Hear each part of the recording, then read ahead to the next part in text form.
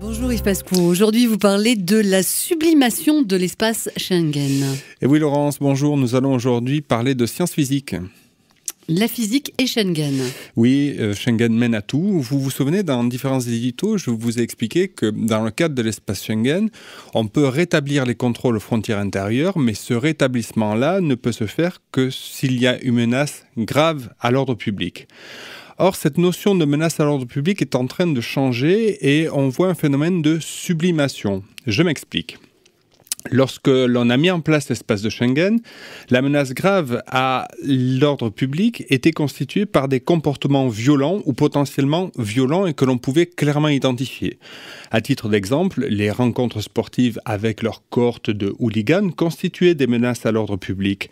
Les réunions politiques de G7 et de G20, ou alors encore la tuerie d'Utøya ont constitué des menaces à l'ordre public qui ont justifié le rétablissement des contrôles aux frontières intérieures. Donc c'est en quelque sorte une menace solide. Exactement, un petit peu à l'image du glaçon. Ensuite, à partir de 2013, nous avons vu évoluer les règles de Schengen et une des raisons qui permet le rétablissement des contrôles aux frontières intérieures de l'espace Schengen est la pression migratoire, des circonstances exceptionnelles qui mettent en péril le fonctionnement de l'espace Schengen. Autrement dit, il s'agit ici de l'image et de l'idée de la vague migratoire qui, de par son importance, met l'espace Schengen en péril et donc justifie les rétablissements des contrôles aux frontières intérieures. Donc on passe donc du solide au liquide. Voilà, en physique on appelle ça la fusion, mais ici on voit bien qu'on passe de la menace solide à la menace liquide.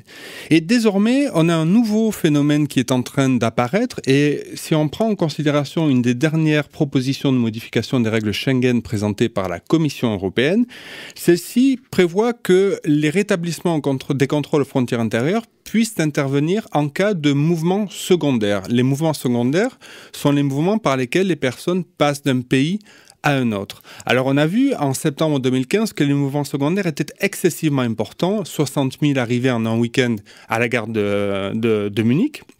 Donc voilà une vraie menace à l'ordre public. Mais aujourd'hui, les mouvements secondaires tels qu'ils sont conçus et envisagés sont des passages d'une certaine manière inodores, incolores et d'une certaine manière invisibles.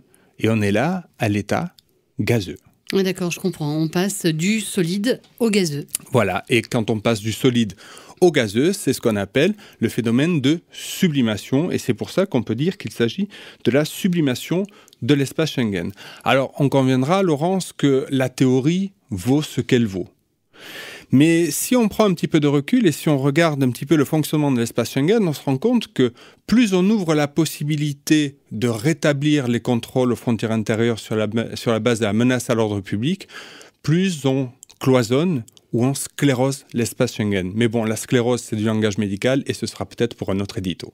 Merci Yves Pascoe.